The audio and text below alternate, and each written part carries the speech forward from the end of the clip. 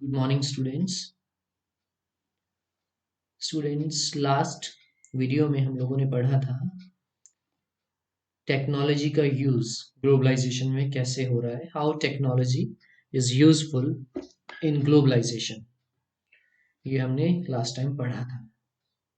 Transportation, information technology हमने already yesterday पढ़ा, और ये वाले दो क्वेश्चन भी आपको गूगल क्लासरूम में एज अ होमवर्क दिए थे। तो आज हमारा जो नया कॉन्सेप्ट है, इसमें जो चीज पढ़ेंगे नई, which is most important, that is liberalisation. Very short में पूछा जाता है, what is liberalisation in the trade, liberalisation in the foreign trade and foreign investment policies. Liberalisation क्या है फॉरेन ट्रेड में, फॉरेन इन्वेस्टमेंट या पॉलिसीज में, वो हम पढ़ेंगे। What is liberalisation. ओके, तो यहाँ पे एक एग्जाम्पल पे चलते हैं वापस वही चाइनीज टॉयज की। Suppose the Indian government puts a tax on import of toys, what would happen. Chinese toys हमारे यहाँ पे आते हैं, हम बहुत ही लिबरलाइजेशन हो चुका है ट्रेड में। easily any country can sell their products in other countries, so this is because of this it is very easy for the Chinese companies to sell their toys in India. तो अगर Indian Indian government Chinese toy company के ऊपर high tax लगा देंगे, तो क्या होगा, Chinese को और ज्यादा पैसा देना पड़ेगा भारतीय गवर्नमेंट को यहाँ पे अपने टॉयज को बेचने के लिए। तो फिर उसके बाद वही जो उनके टॉयज यहाँ पे चीप प्राइस से जाने जाते हैं, तो उनका प्राइस कम नहीं रहेगा, एक्स्ट्रा प्राइस चीजों में हो जाएगा, और उसका बर्डन किसके ऊपर पड़ेगा, जो लोग हैं, कस्टमर हैं, कंज्यूमर हैं, तो उनको ज्यादा पे करना पड़ेगा। तो ये देखिए व्हाट वुड हैपन, अगर गवर्नमेंट टैक्स लगा दी तो क्या होगा, those who wish to import these toys would have to pay tax on this, because of the tax जो कि एक देश की गवर्नमेंट लगाती है अदर कंट्रीज की कंपनीज के ऊपर। टैक्स लगाने से क्या होगा, then buyers will have to pay a higher price on imported toys. Chinese toys will no longer as cheap in the Indian markets, and imports from the China will automatically reduce. अगर हमारी government Chinese toys के ऊपर ज्यादा tax लगा देगी, तो क्या होगा कि चाइना के टॉयज फिर भारत में चीप प्राइस में नहीं मिलेंगे बायर्स को। टैक्स की अमाउंट ऐड होने के बाद वही खिलौने महंगे करके बिकेंगे।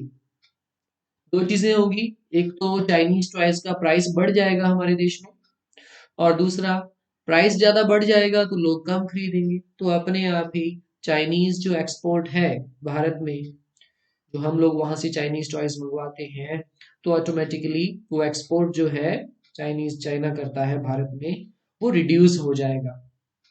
ओके, ऑटोमेटिकली अगर रिस्ट्रिक्शन लगाएंगे, चाइनीज टॉयज यहाँ पे कम हो जाएंगे, then automatically Indian toy makers will get opportunity to be prosper, to sell their toys.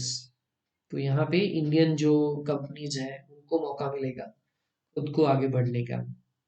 तो अब हम ये चीज यहाँ पे पढ़ रहे थे लिबरलाइजेशन के अंदर, तो ये जो टैक्सेस होते हैं, taxes, tax on import is an example of trade barrier.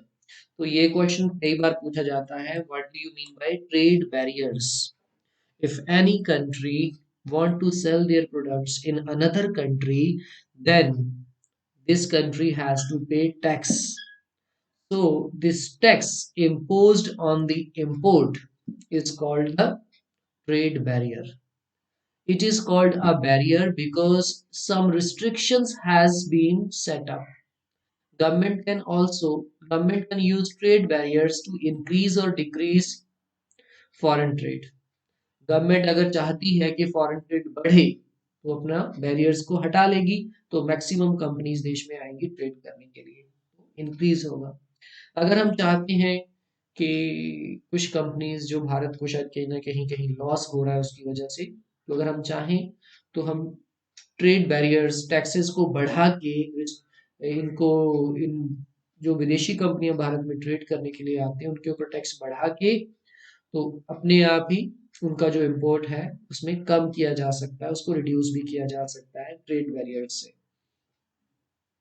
The Indian government after independence, अगर आज़ादी के बाद से देखें तो उस समय इंडियन गवर्नमेंट ने बहुत सारे ट्रेड बैरियर्स लगाए हुए थे on the foreign trade and foreign investment. And उस समय सोचा गया था कि ये बहुत ही ज़रूरी है ट्रेड बैरियर्स लगाना, बिकॉज ऑलरेडी हमारा देश 200 साल गुलाम रहा था जब ब्रिटिश कंपनी यहाँ पे ट्रेड करने आई थी और यहीं पे उनका अधिकार हो गया था। 200 साल तक उनका लगभग 200 ईयर्स के लिए हम लोग उनके गुलाम रहे। तो वो भी एक बात मन में थी, इसकी वजह से आज़ादी से लेके हमने ट्रेड बैरियर्स इम्पोज करके रखे, विदेशी कंपनियां यहाँ पे ना आ सके। बहुत ही रेयर चीजें जो ज्यादा इंपॉर्टेंट चीजें होती थी उनके ऊपर ही उनको ही भारत में इंपोर्ट करना अलाउड था उस समय। ओके, जैसे कुछ जरूरी चीजें जैसे कुछ मशीनरी है, फर्टिलाइजर्स है, पेट्रोलियम है, यही चीजें मंगवाई जाती थी। ओके, एक चीज का ध्यान रखना पड़ेगा, ट्रेड बैरियर्स जितनी भी कंट्रीज, जितनी भी आज के इस जमाने में जब हम लिबरलाइजेशन की बात करते हैं कि कोई भी कंट्री एक देश में से अपनी प्रोडक्शन को पूरी दुनिया में बेच सकती है, याद रखिए अगर आपने अपने देश की इंडस्ट्री को डेवलप करना है, मान लीजिए अपने देश की इंडस्ट्री को अपने सेटअप करना है, तो कम से कम स्टार्टिंग में गवर्नमेंट का सपोर्ट बहुत जरूरी होता है इन इंडस्ट्री के लिए। हमने ऑलरेडी 8th क्लास में भी पढ़ा है। देखिए इस बात को याद रखिए, देखिए note that all developed countries during the early stages of development, जितनी भी डेवलप्ड कंट्री है ना, जब अभी डेवलप हो ही रही थी, स्टार्टिंग वाला टाइम था इंडस्ट्रीज का, they have given protection to domestic producers, उन्होंने प्रोटेक्शन दिया था अपने प्रोड्यूसर्स को सो दैट कि वो सेटअप हो सके अलग अलग तरह से। इसीलिए जैसे हमारा देश आजाद हुआ 1947 में, उसके बाद जरूरत थी कि विदेशी कंपनियां भारत में ना आए, बिकॉज हमारी देश की इंडस्ट्री का डेवलप्ड होने का ये एक अर्लियर टाइम था। अगर उसी वक्त विदेशी कंपनियां हमारे देश में आ जाती तो हमारी जो गुड्स है, हमारी चीजें हैं, उनको कंपटीशन करना पड़ता विदेशी चीजों के साथ। हो सकता है कि ये उनके साथ compete ना कर पाती और डेवलप ना हो पाती। तो इन द बिगनिंग स्टार्टिंग में जो भी प्रोड्यूसर्स होते हैं देश के, अगर उनको प्रोटेक्ट करना बहुत जरूरी होता है गवर्नमेंट के द्वारा। अगर कोई भी गवर्नमेंट उनकी प्रोटेक्शन के लिए नहीं करेगी, सब विदेशी कंपनियों को ओपनली इनवाइट करेगी, तो ऐसे में local companies can not compete with the multinational companies. लेकिन फिर भी अराउंड 1999 में गवर्नमेंट ने अपनी पॉलिसीज में बदलाव किया। The government decided that the time had come for the Indian producers to compete with producers around the globe. देश की गवर्नमेंट ने डिसाइड किया कि अब समय आ गया है कि हमारे देश के प्रोड्यूसर्स compete करें, मुकाबला करें अपनी प्रोडक्शन का, इसके साथ पूरी दुनिया के प्रोड्यूसर्स के साथ। तभी ही हमारी चीजों की जो क्वालिटी है, परफॉर्मेंस है, वो बढ़ पाएगी। So this decision was supported by powerful international organizations. तो इस डिसीजन का वेलकम हुआ, दुनिया के इंटरनेशनल ऑर्गेनाइजेशंस ने इसको सपोर्ट किया। So thus barriers on foreign trade and foreign investment were removed in large extent. Year याद रखिए 1991 में उस समय की गवर्नमेंट ने बैरियर्स हटा दिए, खत्म कर दिए, ये सोच के अब हमारे प्रोड्यूसर्स को ग्लोबल प्रोड्यूसर के साथ compete करना चाहिए, तभी क्वालिटी बढ़ेगी, तभी देश तरक्की करेगा। तो इस चीज को सोच के ट्रेड बैरियर्स इंडिया से रिमूव कर दिए गए। This means that goods could be imported and exported easily. इसका मतलब ये था, ट्रेड बैरियर को खत्म करने का मतलब ये था कि चीजों को इजीली हम बाहर से देश में मंगवा भी सकते हैं और अपनी चीजों को एक्सपोर्ट भी कर सकते हैं easily without paying any kind of tax to the government. देशी कंपनियां इजीली हमारे यहाँ पे आके अपनी प्रोडक्शन यूनिट्स सेटअप कर सकती हैं। This means that goods could be imported and exported easily, and also foreign companies could set up factories and offices here. Okay. अब यहाँ पे देख लीजिए लिबरलाइजेशन का कितना अच्छा मीनिंग लिखा है। आई होप सब जान गए होंगे कि liberalisation means that removing all the restrictions and barriers set by the government on the multinational companies. So liberalization means all countries, all production industries can import and export their goods in different countries without paying any kind of taxes. Liberalization means easily countries, companies, markets can connect for the trade. So इस definition को याद रखिए, removing barriers and restrictions set by government is what is known as liberalization. कि जितने भी government की trade barriers हैं उनको खत्म कर देना, that is liberalisation. With liberalisation of trade businesses are allowed to make decisions freely about what they wish to import and export. इसके साथ ही जो businesses हैं allowed to make decisions freely about what they wish to import and export. तो जितने भी business हैं, जो भी प्रोडक्शन यूनिट्स हैं, जो भी अलग अलग डिपार्टमेंट्स हैं, वो इजीली अपनी चीजों को इंपोर्ट या एक्सपोर्ट कर सकते हैं। The government imposes much less restrictions than before and is therefore said to be more liberal. यानी कि जो देश की गवर्नमेंट है पहले के मुकाबले में मैक्सिमम जो भी रिस्ट्रिक्शंस हैं उनको हटा देती है, इसी को लिबरलाइजेशन कहा जाता है। इसी के बेसिस पे मैं आपको सिर्फ ये क्वेश्चन दूंगा, फर्स्ट वाला, what do you understand by liberalisation of foreign trade? Simple सी बात है, liberalisation of foreign trade means कि different production units, different production companies located in different countries, they can sell their products in any part of the world without any restrictions. So liberalization means easy import and export without any kind of trade barrier. This is called liberalization of foreign trade. Okay, removing all the restrictions imposed on the foreign trade is called the liberalization of foreign trade. I hope ये question आपको समझ आ गया होगा। Liberalisation क्या है, liberalisation क्या है, I hope all will understand. Means सारे टैक्सेस, सारे ट्रेड बैरियर को रिमूव कर देना। आई होप कि ट्रेड बैरियर क्या होता है, taxes imposed on the foreign investment और फॉरेन ट्रेड।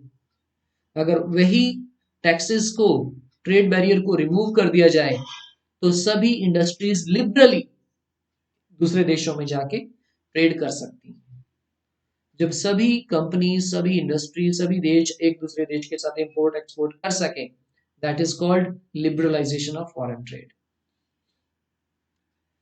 इसके बाद हम बात करेंगे लिबरलाइजेशन जो होता है कि सभी कंट्रीज इजीली अलाउ करें ट्रेड करने के लिए, कोई भी इसके ऊपर ट्रेड बैरियर ना लगाए। तो पूरे ट्रेड को, पूरी दुनिया के ट्रेड को कंट्रोल करने वाला, उससे रिलेटेड रूल्स बनाने वाला एक ऑर्गेनाइजेशन है world trade organisation. This is very important part of this chapter, world trade organisation. This is located in Switzerland,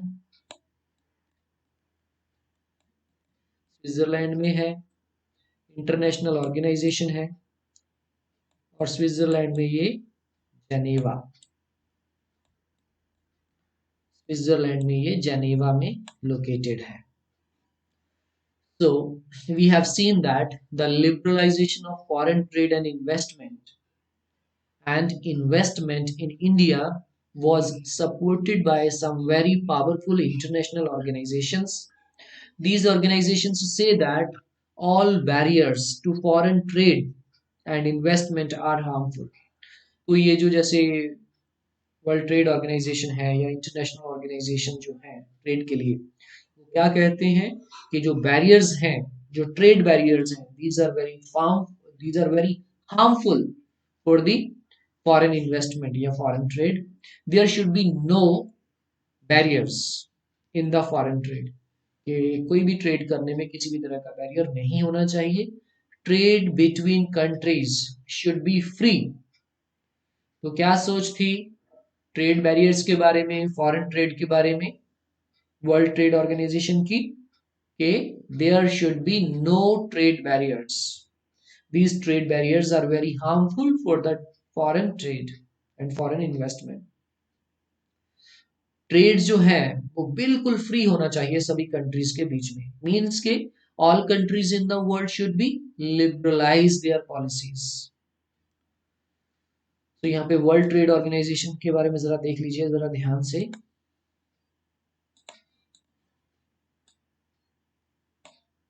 world trade organisation WTO is one such organization whose aim, पूछा जा सकता है कि what is the aim of WTO, whose aim is to liberalize international trade. इसका M क्या है WTO का? To liberalize international trade. Started with the initiative of the developed countries.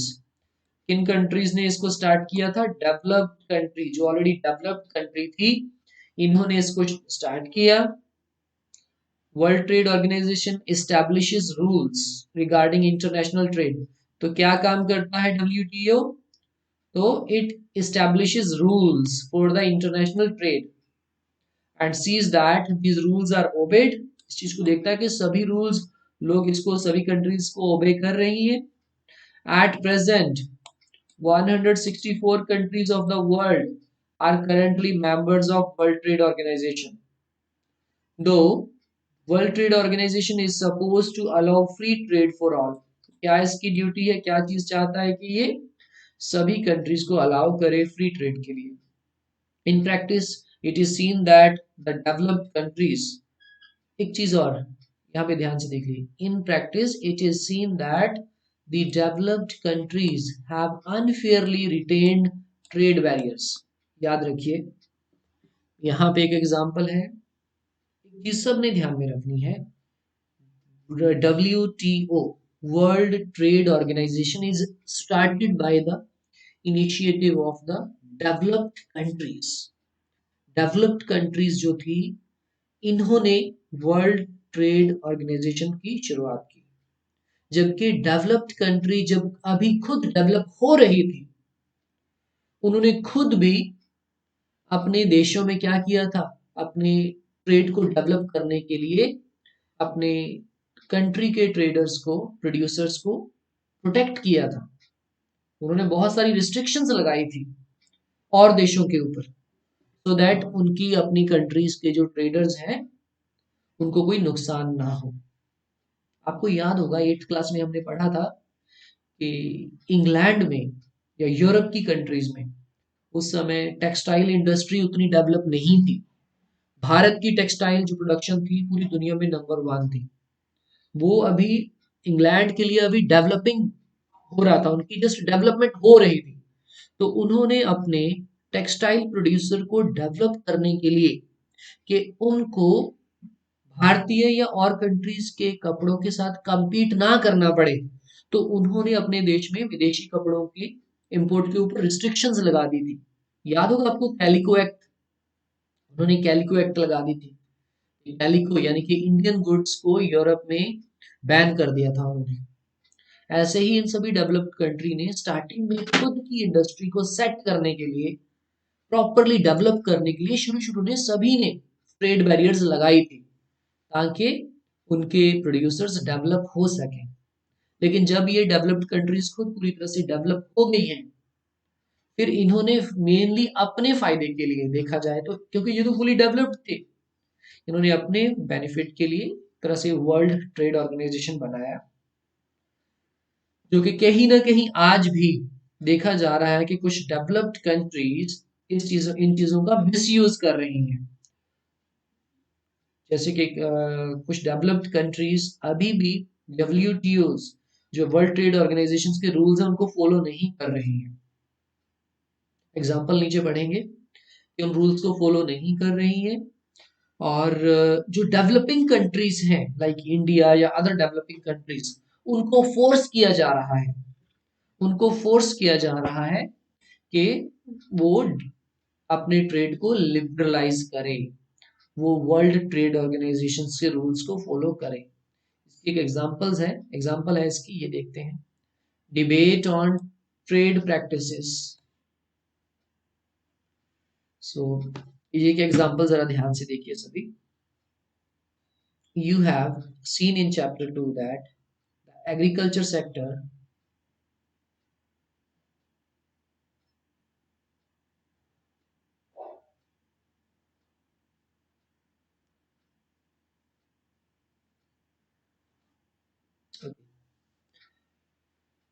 you have seen in chapter 2 that the agriculture sector provides the bulk of employment. Just 1 minute.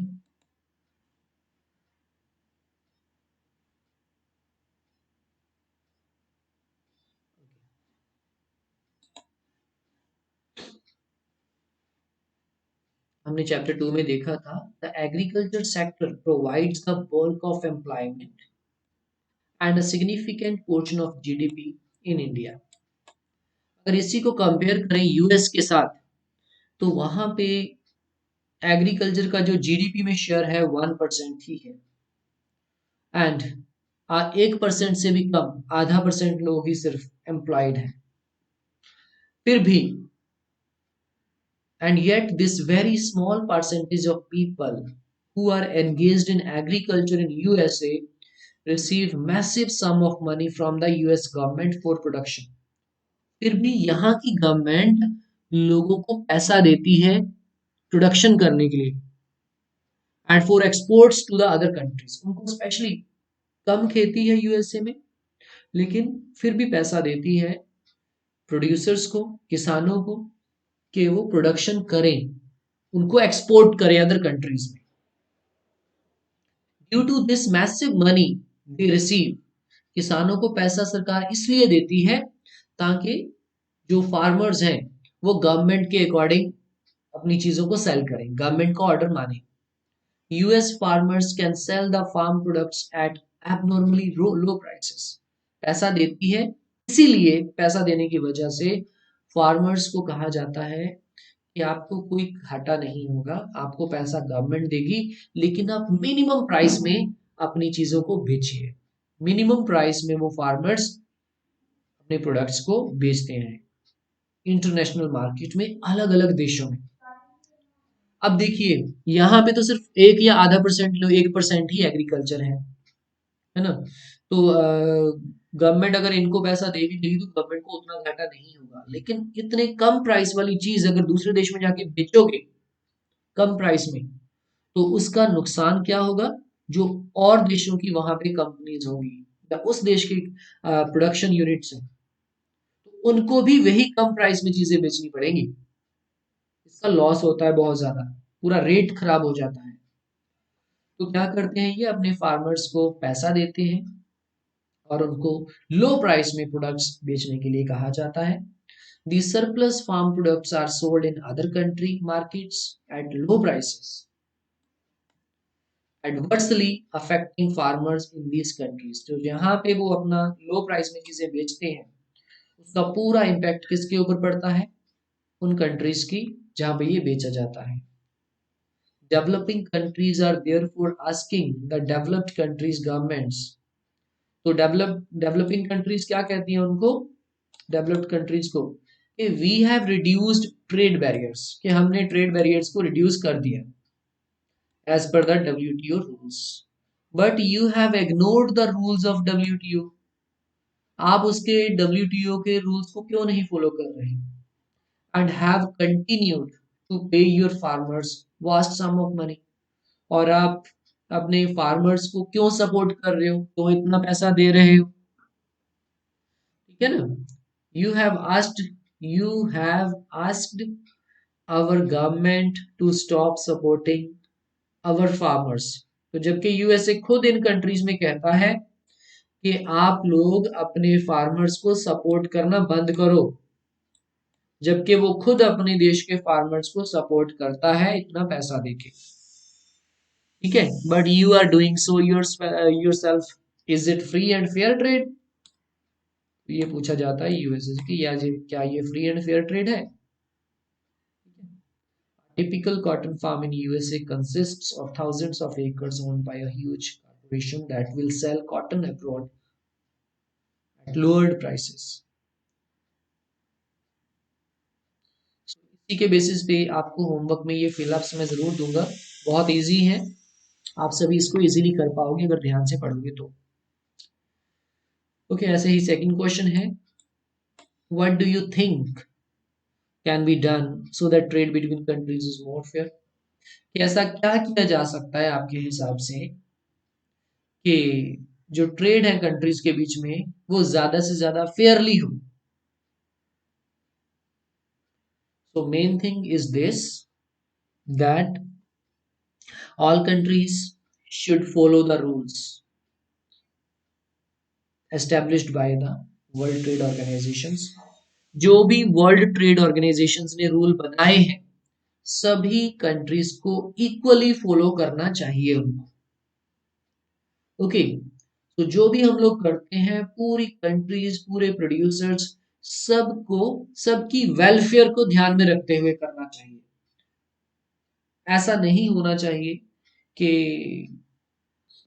की वजह से या इस trade की वजह से छोटे जो स्मॉल इंडस्ट्रियलिस्ट हैं या जो लोकल कंपनीज हैं किसी भी तरह से उनको लॉस नहीं होना चाहिए, या डेवलपिंग कंट्रीज को लॉस नहीं होना चाहिए। Both for the developed and the developing countries rules should be same for these two kinds of countries and followed equally, equally follow होने चाहिए। ओके, सो ऐसे ही क्वेश्चन नंबर 3 को देख लेते हैं। In the above example we saw that the US government gives massive sum of money to farmers for production.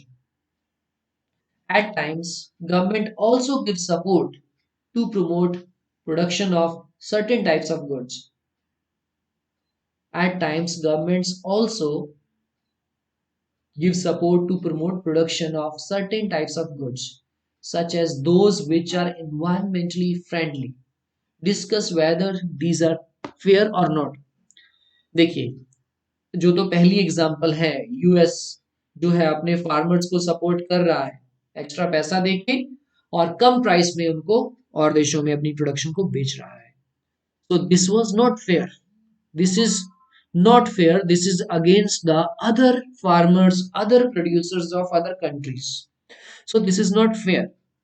अगर हम बात करें कि अगर कोई गवर्नमेंट सपोर्ट कर रही है अपने प्रोड्यूसर्स को कुछ ऐसी चीजों के लिए जो कि पूरे एनवायरनमेंट फ्रेंडली हैं, तो क्योंकि अगर कोई भी कंट्री एनवायरनमेंट फ्रेंडली चीजें प्रमोट कर रही है पूरी दुनिया में, तो according to me that will not be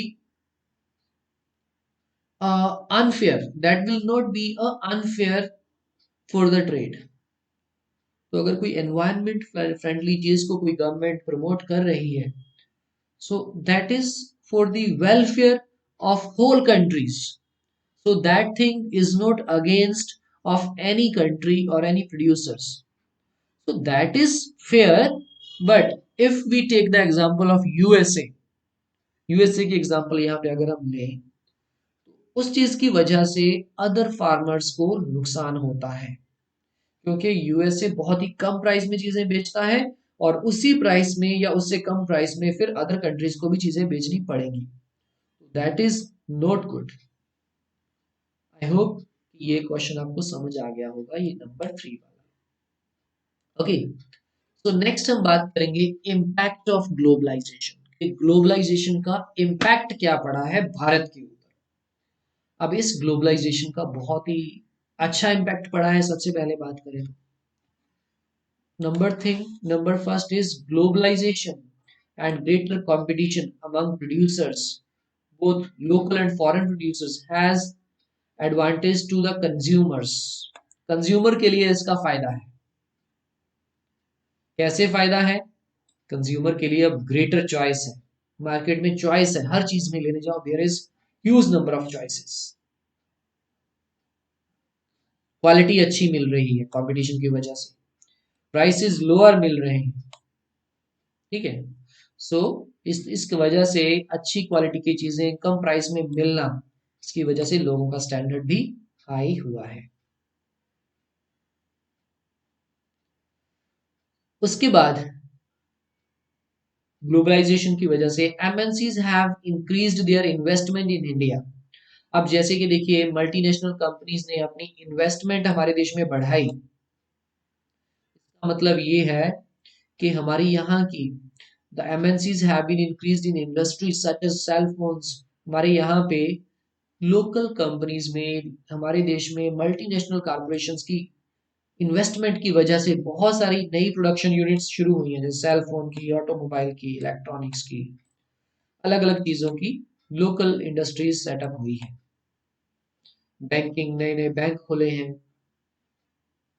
ठीक है, so in these industries and services new jobs की वजह से क्या फायदा है कि नई जॉब क्रिएट हुई है। Also local companies supplying raw material et cetera to these industries have prospered. और लोकल कंपनीज जो हैं वो भी ज्यादा प्रॉस्पर हुई हैं। तो ग्लोबलाइजेशन की वजह से भारत में विदेशी कंपनियों ने इन्वेस्ट किया, नई प्रोडक्शन यूनिट सेटअप हुई, और नई प्रोडक्शन यूनिट सेटअप होने की वजह से नई जॉब्स क्रिएट हुई, लोगों को एम्प्लॉयमेंट मिला, बेरोजगारी खत्म हुई। लोकल कंपनीज में इन्वेस्ट करने की वजह से लोकल कंपनी का भी बेनिफिट, प्रॉफिट बढ़ा, और वो भी पहले से ज्यादा प्रॉस्पर हो गई, लोगों का स्टैंडर्ड भी हाई हुआ पहले से। पहले ये पढ़ लेते हैं, बाद में ऊपर वाली एग्जांपल देखेंगे। Secondly, several of the top Indian companies have been able to benefit from the increased competition। और ग्लोबलाइजेशन की वजह से बहुत सारी हमारी कंपनीज जो हैं, टॉप इंडियन कंपनीज, उनको मौका मिला है ज्यादा बेनिफिट लेने का, और न्यूअर टेक्नोलॉजी में इन्वेस्ट हुआ है, प्रोडक्शन मेथड नए नए आए हैं, जिसकी वजह से हमारी यहाँ पे कंपनीज की प्रोडक्शन बढ़ी है, और बहुत सारी कंपनी तो मल्टीनेशनल कंपनी भी बन गई है हमारी इस वजह से। Moreover, globalization has enabled some large Indian companies to emerge as multinationals। अब इस ग्लोबलाइजेशन की वजह से हमारे देश की कुछ लार्ज इंडियन कंपनीज मल्टीनेशनल के रूप में एमर्ज हुई हैं, जैसे Tata Motors, Infosys, Ranbaxy, Asian paints, ठीक है नहीं, सुंदरम फास्टनर्स, जैसे नट्स एंड बोल्ट्स की। These are some Indian companies which are spreading their operations worldwide। तो ये कंपनीज अपने operations worldwide बेच रहे हैं। Globalization has also created new opportunity for, अब देखिए fifth point, to companies providing services, particularly those involving IT। Globalisation की वजह से हमारी उन कंपनीज को, स्पेशली जो आईटी से रिलेटेड हैं, आईटी से रिलेटेड सर्विसेज प्रोवाइड करवा रही हैं, उनको बहुत फायदा मिला है, उसको वहां पे लोगों को नई अपॉर्चुनिटीज मिली हैं। The Indian company producing a magazine, जैसे कि एग्जांपल देखी थी हमने कि इंडियन कंपनी मैगजीन प्रोड्यूस जो करती है, ठीक है, कॉल सेंटर्स जो हैं हमारे यहाँ पे, हमने एग्जांपल देखी थी कि कैसे बेंगलुरु के कॉल सेंटर्स ग्लोबलाइजेशन की वजह से कैसे इनका इनका बेनिफिट बढ़ा है।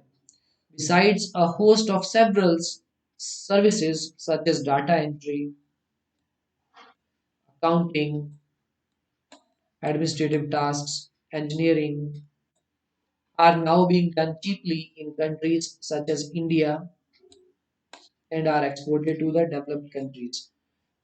ओके, तो इस तरह से ये पार्ट हमने किया। इससे रिलेटेड ये क्वेश्चन देख लीजिए, how has competition benefited people in India. बड़ा सिंपल है, कंपटीशन का बेनिफिट लोगों को कैसे पहुंचा। चॉइस लोगों को मिली, प्राइस कम मिला, कंपटीशन की वजह से वैरायटी मिली, ओके, और लोगों को जॉब भी क्रिएट हुई वहां पे इसकी वजह से। ओके, लेकिन क्वेश्चन करने से पहले एक एग्जांपल थी, वो भी जरा देख लें। Steps to attract foreign investment. देखिए, फॉरेन ट्रेड जो है, फॉरेन इन्वेस्टमेंट जो है, एमएनसीज जो है, ये बहुत ही इंपॉर्टेंट है हर देश के लिए। गवर्नमेंट्स भी स्पेशल कोशिशें कर रही हैं कि ज्यादा से ज्यादा फॉरेन इन्वेस्टमेंट हो देश में, जिसके लिए वो क्या कर रही हैं, कोशिशें कर रही हैं, इनवाइट कर रही हैं, खुद खुद कोशिश कर रही हैं कि विदेशी कंपनियां हमारे देश में आए। उसके लिए इन्होंने स्पेशल स्टेप्स उठाए हैं।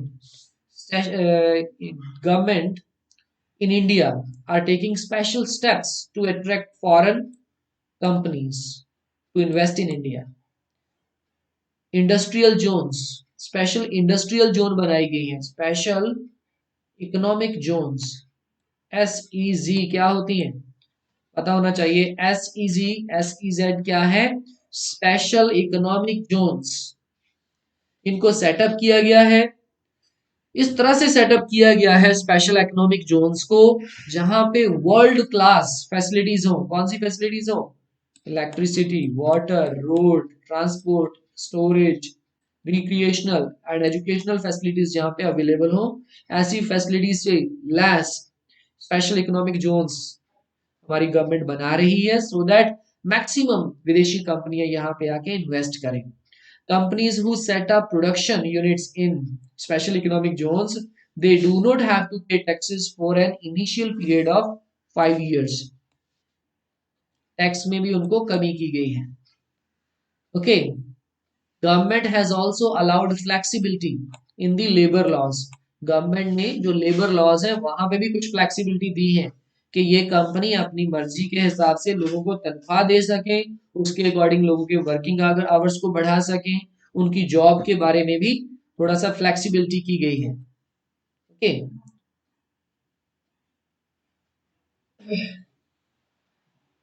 Instead of hiring workers on a regular basis, ये भी चीजें हैं कि रेगुलर बेसिस पे रखने से कंपनीज जो है वर्कर को, और उसमें फ्लेक्सिबिलिटी की है कि लोगों को शॉर्ट पीरियड के लिए भी हायर कर सकते हैं, स्पेशली जब काम ज्यादा होगा उस समय ये रख सकते हैं।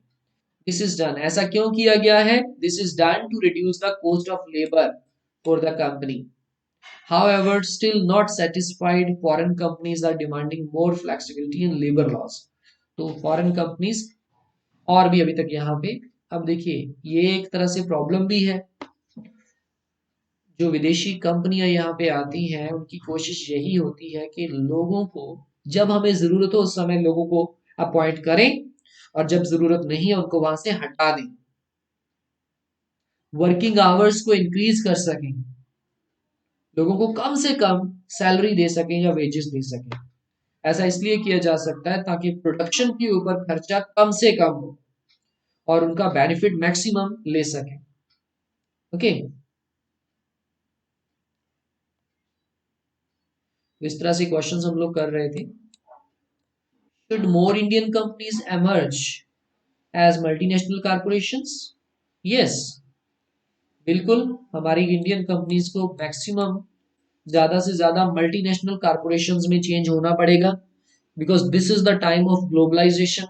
अब हम सिर्फ एक देश तक सीमित नहीं रहना है, अगर हमने तरक्की करनी है, एक डेवलप्ड कंट्री बनना है, देन हमने लिमिटेड नहीं रहना अपने ही देश तक, पूरी वर्ल्ड वाइड सर्विसेज देनी है। तो यस, और भी कंपनीज को आना चाहिए as a multinational corporations. How would it benefit the people in the country? अगर हमारी कोई कंपनी वर्ल्ड वाइड प्रोडक्शन कर रही है, मल्टीनेशनल कॉर्पोरेशन है, तो ऑब्वियसली इसका फायदा तो होगा ही हमारे देश के लोगों को।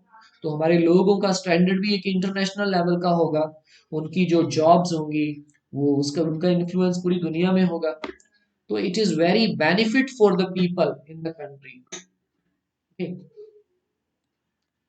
ये सभी जो क्वेश्चन है as a short answer question लिखने हैं आप लोगों ने।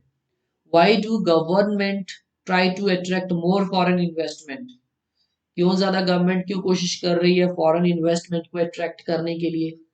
Because foreign investment and foreign trade is very important for the economic development of the country.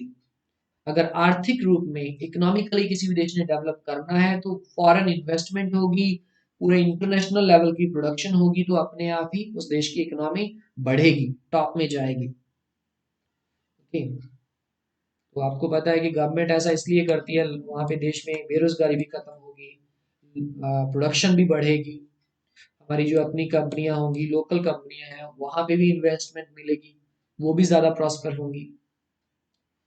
In chapter 1 we saw what may be development for one may be district। ये questions हम नहीं करेंगे, ठीक है, इसको बाद में डिस्कस करेंगे, इसकी जरूरत नहीं है।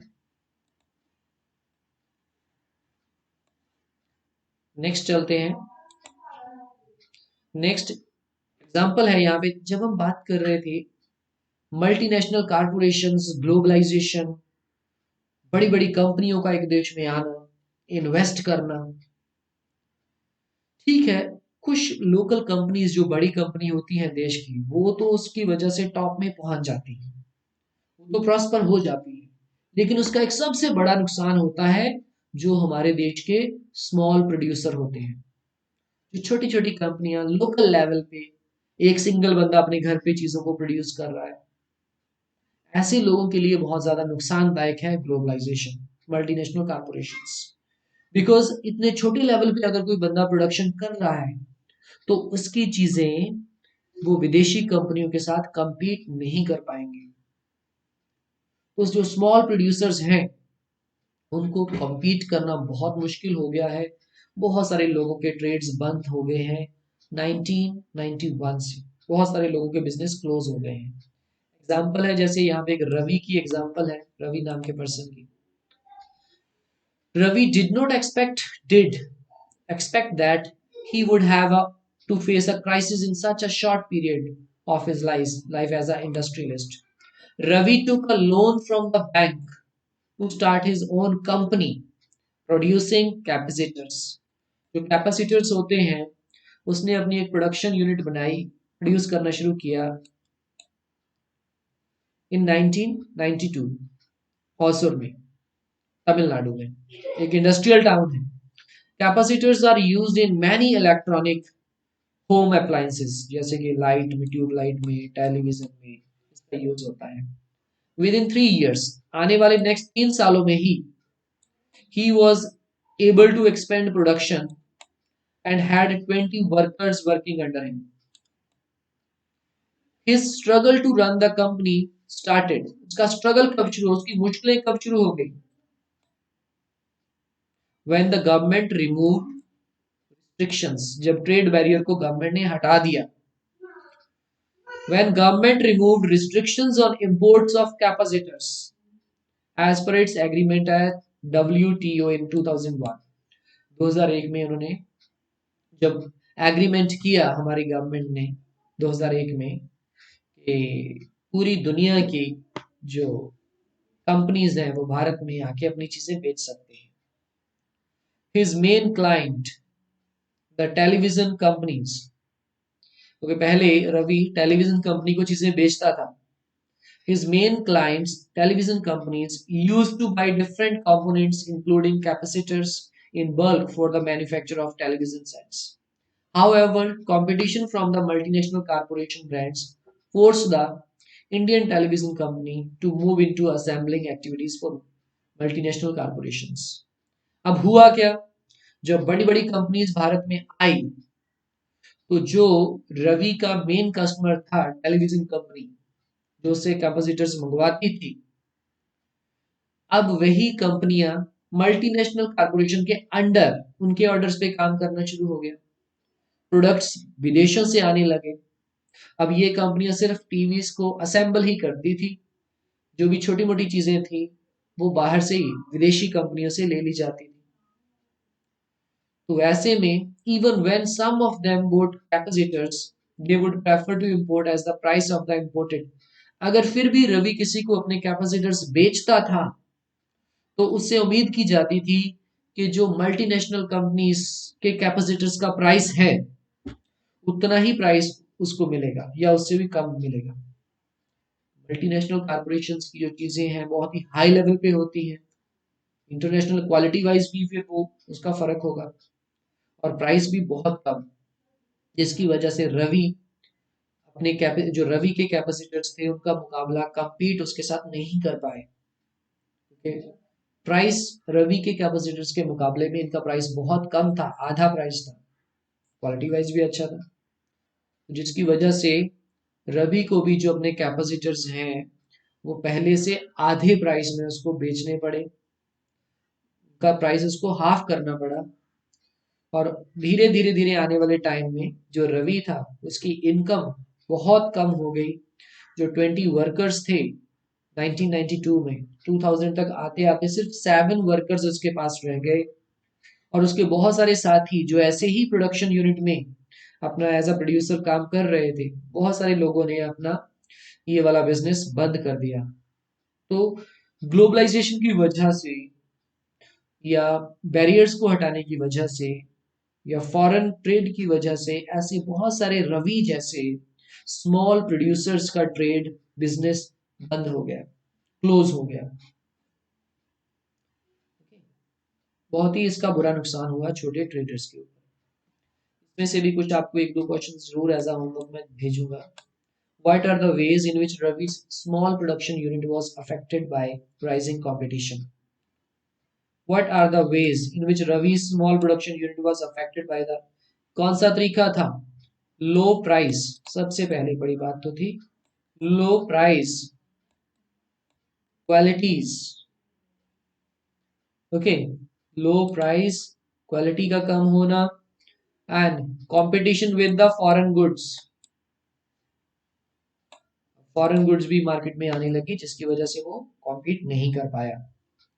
Should producers such as Ravi stop production because their cost of production is higher compared to the producers in the other countries? What do you think? आपको क्या लगता है रवि जैसे लोगों को अपनी प्रोडक्शन बंद कर देनी चाहिए थी? According to my point of view, the people like Ravi, they should not stop production. Just they need to think differently. उसको अलग से सोचना पड़ेगा कि कैसे वो अपनी प्रोडक्शन में कोस्ट जो आती है प्रोड्यूस करने में उसको कम कर सके और कैसे कोस्ट को कम करे और अपनी चीजों की क्वालिटी को और भी ज्यादा अच्छा बनाए। तो इस तरह से वो जो है अपनी प्रोडक्शन को और भी ज्यादा बढ़ा सकता है। तो सोचना पड़ेगा कैसे अपनी कॉस्ट को कम करे, प्रोडक्शन कॉस्ट को, और कैसे क्वालिटी को भी राइज करे। यानी कि उसको इतना इस चीज के एबल होना पड़ेगा कि वो फॉरेन कंपनीज के साथ compete कर सके। ओके, ऐसे ही नेक्स्ट क्वेश्चन है, recent studies points out that small producers in India need three things to compete better in markets. क्या चाहिए हमारे यहाँ पे प्रोड्यूसर्स को करने के लिए? थ्री चीजें कौन सी? Better roads, power, water, raw material, marketing, information network, improvements and modernization of technology, timely availability of credit at reasonable interest rates। इन्हीं के बेसिस पे ये इनका आंसर हमने देना है। Can you explain how these three things would help Indian producers? क्या आप एक्सप्लेन कर सकते हो कि roads, power, raw material, IT, improvement and modernisation of technology, ये सब चीजें कैसे हेल्प कर सकती हैं इंडियन प्रोड्यूसर्स की? बहुत सिंपल सी चीज है, इजीली हर एक पॉइंट को आप इजीली कैसे रोड हेल्प करेंगे तो लोग इजीली ट्रांसपोर्ट कर सकते हैं चीजों को, आईटी से इजीली अपना मैसेज कन्वे कर पाएंगे, टेक्नोलॉजी से चीजें अच्छी क्वालिटी की बनेंगी, टाइम पे क्रेडिट मिलेगा तो टाइम पे हम चीजों को प्रोड्यूस कर सकेंगे, मैक्सिमम प्रोडक्शन हो सकती है। सेकंड में पूछा गया है, do you think MNCs will be interested in investing in this? Why do you think MNCs will be interested in investing in these. Why? Yes, sure. Investing MNCs will be interested in investing in these things. अगर किसी भी जगह पे हमारे देश में अगर better roads होंगे, पावर, वाटर, सब चीजें अवेलेबल होंगी, definitely multinational corporations will be interested to invest in these countries, because in our country, if these facilities are available, then easy labor is also available there, and skilled labor हर तरह की वहाँ पे available है, natural resources are available. If all facilities are available there, then why not? Definitely multinational corporations will be interested in investing in our country. So next देखिए, next चीज देखेंगे हम लोग. Do you think the government has a role in making these facilities available? Why? Yes, बिल्कुल. Government plays a very important role in making facilities like this. देखिए, चाहे अच्छे roads की बात करें, power, water, raw material, IT, technology में improvement, ये सब चीजों में सबसे अहम रोल गवर्नमेंट ही निभा सकती है. ओके, बिकॉज गवर्नमेंट के पास सभी रिसोर्सेज हैं, सब चीजें हैं, पावर है, then they can play here a very important role. Next part देखिए, next question. Can you think of any other step that the government could take? Government और क्या कर सकती है? देखिए, गवर्नमेंट क्या कर सकती है. फर्स्ट, एक तो चीज ये है कि ये सब फैसिलिटीज गवर्नमेंट प्रोवाइड कर सकती है, and also government should protect the interest of the local industries. एक चीज का ध्यान रखना चाहिए, being a developing country, हमारे देश के जो छोटे छोटे प्रोड्यूसर्स हैं, then government should protect them with its policies, so that कि हमारे जो स्मॉल प्रोड्यूसर्स हैं, ये कहीं पे भी सफर ना करें, इनको मौका मिले अपनी प्रोडक्शन यूनिट को डेवलप करने का. गवर्नमेंट को ऐसे लोगों को हर समय हर तरह की फैसिलिटीज देनी चाहिए. स्पेशल इनके लिए राइट्स होने चाहिए, कुछ चीजें इनके लिए रिजर्व होनी चाहिए. ओके, आगे हम बात करते हैं कंपटीशन एंड अनसर्टेन एम्प्लॉयमेंट. जैसे कि हमने देखा कि कंपटीशन की वजह से, अभी देखिए, globalisation and the pressure of competition have substantially change the lives of workers. की वजह से वर्कर्स को उनकी जॉब पहले की तरह सिक्योर नहीं रही, ज्यादा घंटों तक काम करना पड़ता है, कम सैलरी मिलती है उनको. ओके, यहाँ पे एक एग्जांपल है, एक दी गई, इसको भी देख लेते हैं. Large MNCs in the garment industry in Europe and America order their products from Indian exporters. These large MNCs with worldwide network look for the cheapest goods in order to maximize their profit. सबसे सस्ती चीजें देखते हैं ये, ताकि ये बड़े बड़े मल्टीनेशनल कारपोरेशन ज्यादा से ज्यादा प्रॉफिट कमा सकें. तो इसके लिए क्या करते हैं ये? To get these large orders, Indian garment exporters try hard to cut. तो ये बड़ी बड़ी एमएनसीज भारतीय जो लोकल ट्रेडर्स हैं उनको ऑर्डर देते हैं कि हमें इतनी चीजें चाहिए कपड़े की. तो लोकल ट्रेडर्स भी ज्यादा से ज्यादा प्रॉफिट लेने के लिए क्या करते हैं? वो अपनी जो कॉस्ट वहां पे लगती है उसको कम करते हैं. हमने एक चैप्टर पढ़ा था, शायद 7th में था, शर्ट इन द मार्केट. वहां पे देखा था कि कैसे एक फार्मर को सबसे कम पैसा मिलता है कॉटन को उगाने के लिए. फिर उसको एक वीवर अलग, उसको भी बेचारा बड़ी मुश्किल से गुजारा करता है, उसको वीव करता है. ठीक है, तो टेलर्स जो होते हैं उसको सिलते हैं, उनको भी बहुत कम सैलरी मिलती है, ज्यादा काम करना पड़ता है. लेकिन हाँ, फिर भी जो ट्रेडर होता है लोकल ट्रेडर कंट्री में, वो फिर भी अच्छा खासा प्रॉफिट लेता है, और उस शर्ट को कंप्लीट करके कैसे वो यूएसए में या मल्टीनेशनल कॉर्पोरेशन में भेज देता है. और वो मल्टीनेशनल कॉर्पोरेशंस सिर्फ अपनी कंपनी का ब्रांड, अपना टैग लगा के उनको जब मार्केट में बेचते हैं तो कई गुना ज्यादा उसका प्राइस बढ़ जाता है. सबसे ज्यादा फायदा मल्टीनेशनल कॉर्पोरेशंस लेते हैं. जो लेबरर्स होते हैं बेचारे, जो टेलर्स होते हैं या लोकल वर्कर्स होते हैं, फैक्ट्री वर्कर्स होते हैं, उनकी इनकम बहुत ही कम रहती है.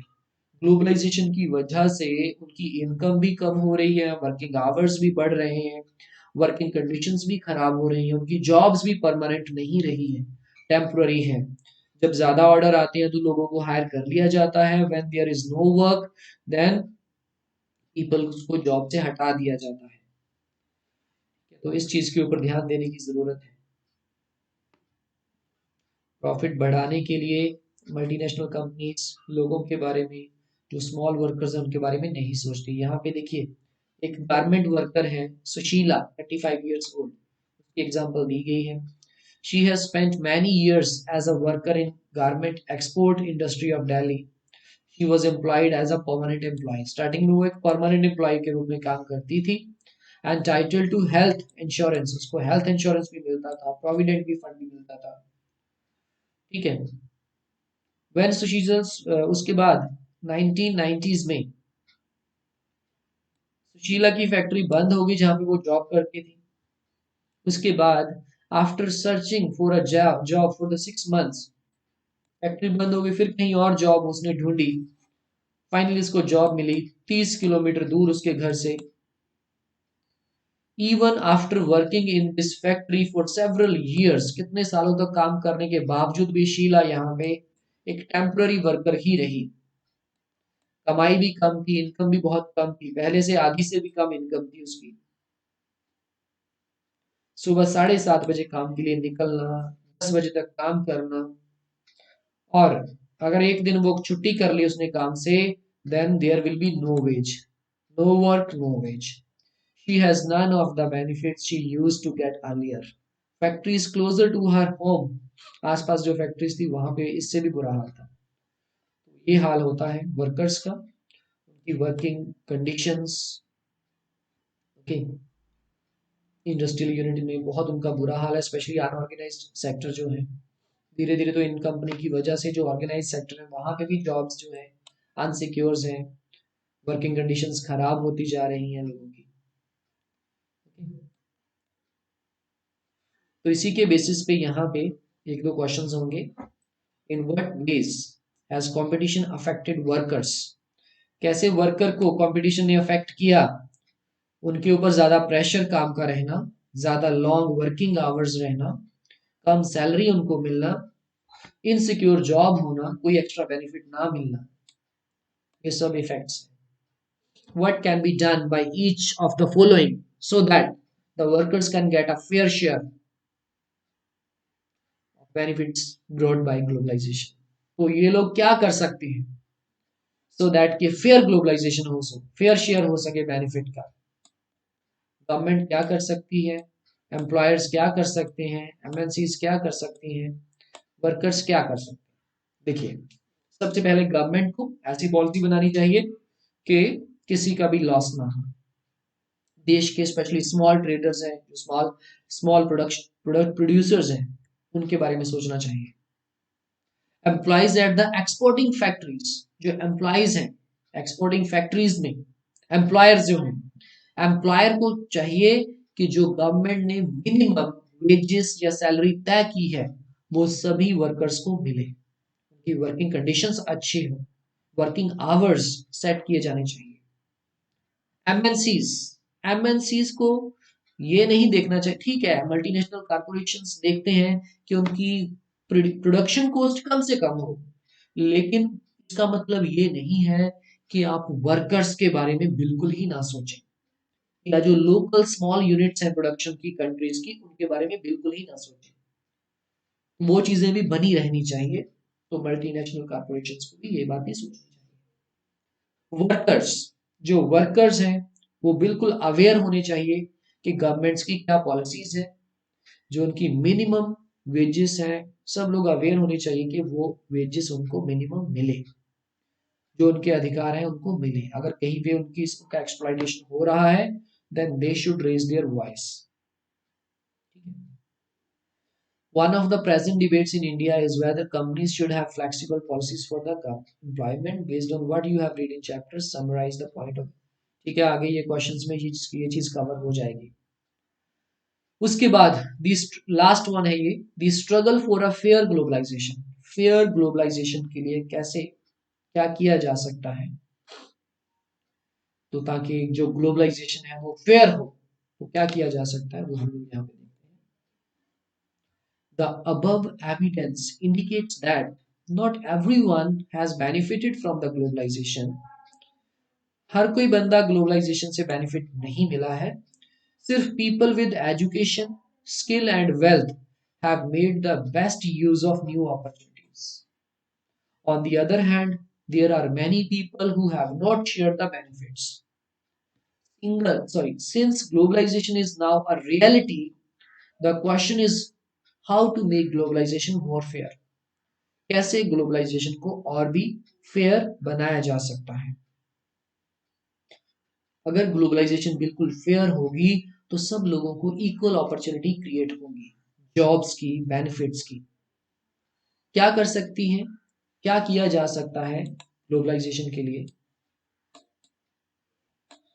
सबसे पहले the government can play a major role in making this possible.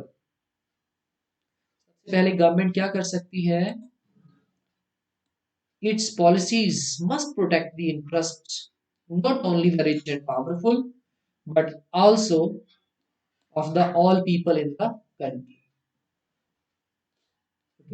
सबके लिए इसको काम करना चाहिए.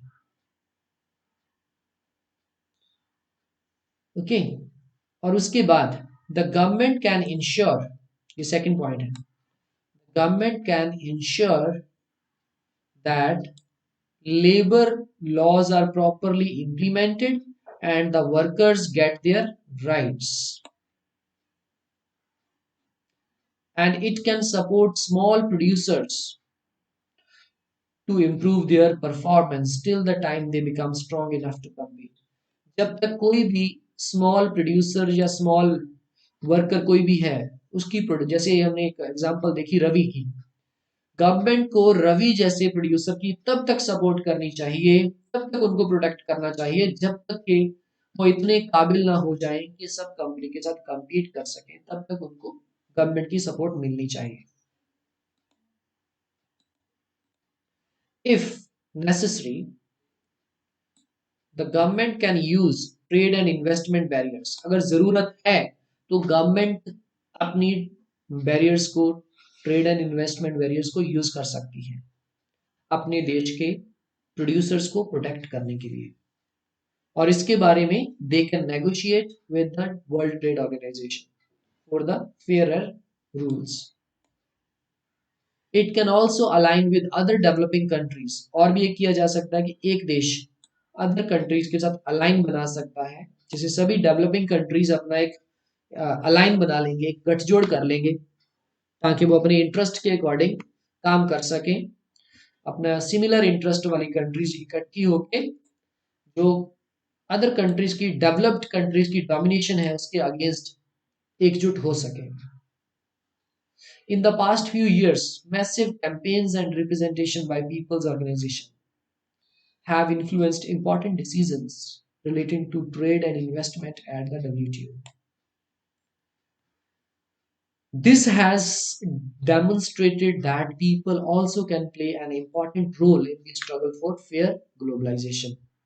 तो लोग भी यहाँ पे कहीं भी अगर फेयर नहीं हो रहा है तो लोग भी आवाज उठा सकते हैं. इस तरह से हमारा चैप्टर खत्म हुआ. जैसे कि इस चैप्टर में हमने पढ़ा कि ग्लोबलाइजेशन क्या है, connection between different countries and markets. Multinational corporations control trade over different countries in the world. Technology played a very important role, like IT, transportation, in the liberalization and also in the foreign trade. Liberalization हमने already पढ़ा है कि liberalization means easily one country can import and export their goods in different parts of the world. No trade barriers means investment को बढ़ाया जा सके, globalisation हो सके, ट्रेड बैरियर को रिमूव करना. ऑर्गेनाइजेशन बना दिया World trade Organization Geneva Switzerland में, जो पूरे रूल्स एंड रेगुलेशन बनाता है ट्रेड को लेके. ठीक है,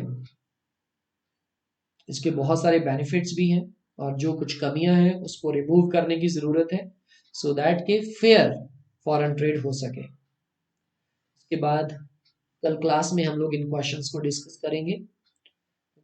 तो इसके साथ ही हमारा चैप्टर खत्म हुआ। सो स्टूडेंट्स ध्यान से इसको देखिए, कल के पीरियड में हम लोगों ने इसकी एक्सरसाइज ही डिस्कस करनी है।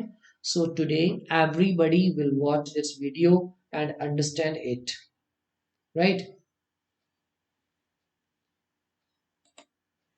सो अभी इतना ही इसके साथ ही। सो स्टूडेंट्स अभी तक के लिए इतना ही। Take care, bye bye.